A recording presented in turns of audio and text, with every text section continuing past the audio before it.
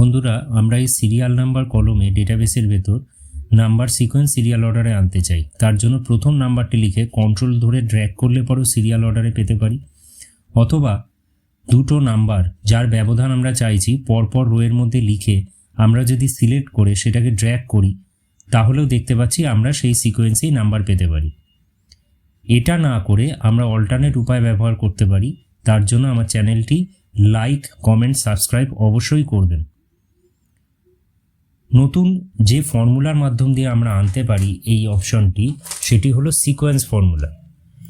Sequence ফর্মুলার মধ্যে আমরা প্রথমে যতগুলো রো আছে সেই রো নাম্বার আমরা এখানে বসাবো। আমাদের টোটাল ডেটাবেসে 5টি রোয়ের মধ্যে ডেটা আছে এবং স্টার্টিং নাম্বারটি হবে 1। লিখে যেই এন্টার দিলাম, বন্ধুরা দেখতে পাচ্ছেন যে সিরিয়াল অর্ডারে আমার নাম্বারগুলো চলে এলো। এবারে এখানে একটি অসুবিধা আছে। অসুবিধাটি হলো, আমরা যদি এই ডেটাবেসের ভেতর নতুন কোনো ডেটা যদি অ্যাড করতে চাই তাহলে এখানে আমার এই সিরিয়াল নাম্বারটি অটোমেটিক্যালি আসছে কিনা এটাই এখন বিচার্য।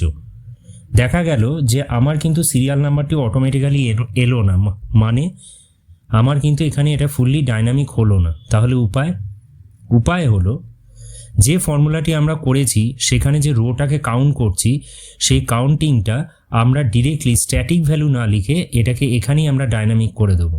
সেটি করতে গিয়ে আমরা একটি ফর্মুলা ব্যবহার করব, যেটি হলো কাউন্ট এ।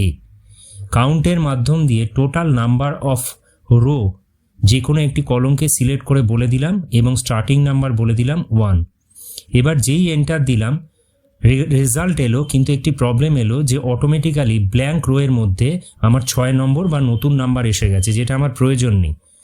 তার জন্য আমরা যেটা কাউন্টে হচ্ছে সেখান থেকে যদি -1 বলে দিই, অটোমেটিক্যালি অ্যাডজাস্টমেন্টটা ও মেনটেন করে নেবে।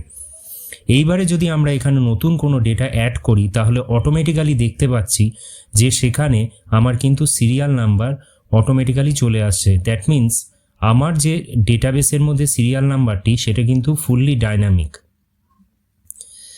এখানে আমরা দেখতে চাইছি যে আমার এখানে কাস্টম সেল ফরম্যাটিং নেয় কিনা। আমরা দেখতে পাচ্ছি এখানে কমপ্লিট কাস্টম সেল ফরম্যাটিং কিন্তু নেওয়া সম্ভব।